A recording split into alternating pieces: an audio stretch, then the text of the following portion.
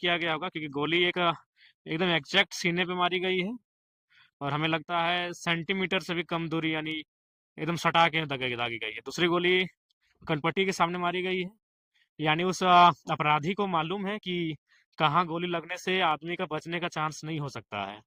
तो ये तो स्पष्ट है कि या तो फिर वो आ, मैंने मारने का बहुत दिन से प्लानिंग करके रखा होगा, क्योंकि इतना शार्प शूट आसान नहीं है। अभी ठंड का मौसम, जबकि उसके कुछ फीट की दूरी में उनकी माँ उनके पिताजी सो रहे हैं, और घर में घुसकर छत के माध्यम से आके मार देना कहीं ना कहीं ये बहुत बड़ी प्लानिंग का हिस्सा है।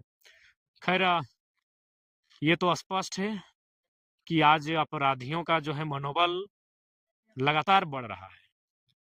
बिल्कुल मनमाने या ये लग रहा है कि रियल लाइफ नहीं है, एक वही हम फिल्मी स्टाइल में एकदम घर में वो आगता है, घुसता है, एकदम सीने में सटा के गोली मारता है, फिर उसी रास्ते से निकल कर चला जाता है। तो मनोबल कितना ऊंचा है ये समझना होगा।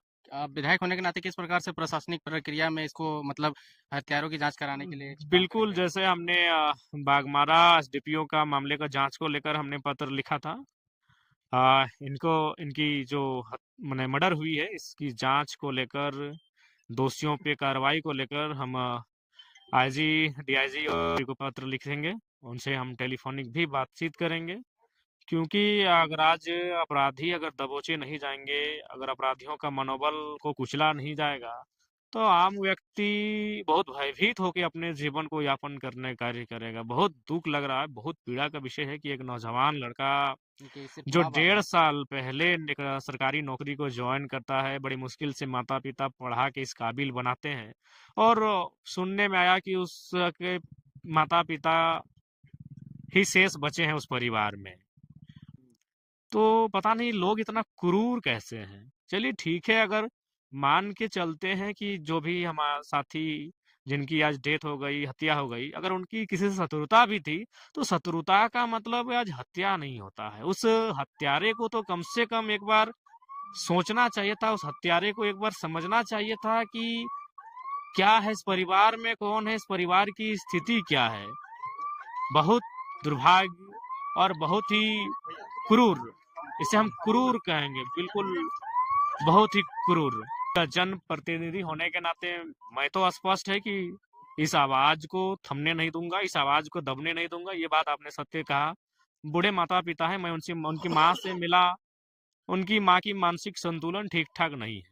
एक हम भी अपना अपना कभी अपने स्तर से, अपने दिमाग से हम भी कुछ सोच के निष्कर्ष निकालते हैं, लेकिन अभी तक हम इस पे कुछ चर्चा और सोचे नहीं, इसीलिए हम विशेष आपको नहीं कहेंगे कि कारण क्या हो सकता है, क्योंकि वो शायद हजारीबाग में काम करते थे हाँ। और कोषागार विभाग में थे, तो बहुत सारे तार जुड़े हो सकते हैं।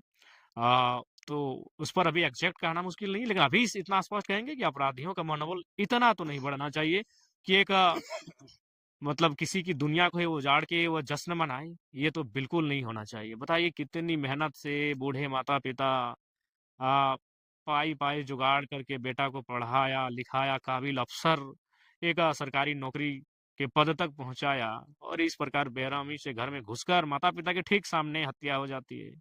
ये कितना दुर्भाग्यपूर्ण है, कितना क्रूरता है। तो मधुकरपुर गांव में जो कसमार थाना अंतर्गत पड़ता है, उसमें पिंटू नायक करके जो हजारीबाग में क्लर्क का काम करते थे ट्रेजरी में, उनका रात को हत्या किया गया था। उसका उसके बाद एक एफआईआर रजिस्टर हुआ। एफआईआर रजिस्टर होने के बाद एक हम लोगों ने टीम बना दिए थे अंदर, एसडीपीओ बेरमो जो उसको लीड कर रहे थे, उसमें थाना प्रभारी एवं जो सर्कल इंस्पेक्टर है वो भी सब लोग उस टीम में शामिल थे। और उन टीम के द्वारा अनुसंधान करके जो इसमें क्रिमिनल थे जिन्होंने ये काम किया था और जो उसका साजिश करता जो लोग था, उन सबको पकड़े गए हैं। इसका हम लोग आज पीसी कर रहे हैं। इसमें घटना का ये हुआ था कि उनका जो भाभी था सुनीता देवी, वही साजिश करता था, वही आपस में उन लोग का पहले से विवाद आ रहा था प्रॉपर्टी डिस्प्यूट को लेके। उसमें पहले भी केस हुआ था। सुनीता देवी जो है उसको मरवाना चाह रहा था, और वो छोटेलाल नायक और टीमा तुरी जो शूटर है उन लोगों से संपर्क किया। जो छोटेलाल नायक है उनका अपना बहन का ही बेटा है, उन लोगों से संपर्क करके 3 लाख में डील किया उसको मारने के लिए। तो उसने 1.5 लाख रुपया अपना बैंक खाते से निकाल के उनको केस के हिसाब से उन्होंने रिसीव भी करवाए हैं। छोटेलाल नायक तीमातुरी जो है फायरिंग किया था, उनके निशानदेही पे हम लोगों ने वेपन भी बरामद किए हैं। और जो दोनों यूज्ड वेपन, 2 गोली लगा था, दोनों से एक गोली चलाया गया था, दोनों को हम लोगों ने बरामद भी किया है। और उसमें राहुल कश्यप जो है वो वेपन छुपाने में इन दोनों का मदद किया था, उनको भी अरेस्टिंग हम लोगों ने किया है। और अजीत कुमार जो है वो बाइक में रेकी करके वही उन दोनों को, जो शूटर है, उन दोनों को लेके गया था। और जब वो फायरिंग कर रहे थे, वो बाहर में वेट करके बाइक में वही उन लोगों को, ताकि वो भागने में सफल हो। तो जो बाइक यूज हुआ था उसको भी हम लोगों ने रिकवरी किए हैं। और अन्य बिंदु पे जो ये वेपन कहाँ से लाया गया है, मतलब उनका क्रिमिनल हिस्ट्री है कि नहीं है, उन लोग के हम लोग अभी अनुसंधान जारी है। इसमें तीमातुरी का क्रिमिनल हिस्ट्री पेतरवा थाना अंतर्गत है, लेकिन वो केस के बारे में हम लोग अभी डिटेल्स प्रॉपर्टी विवाद जो पहले से चला रहा था वही मामला है। और थोड़ा हम लोग को सूचना ये भी मिला है कि उन लोगों का थोड़ा प्रेम प्रसंग का भी मामला पहले से था। किसके साथ?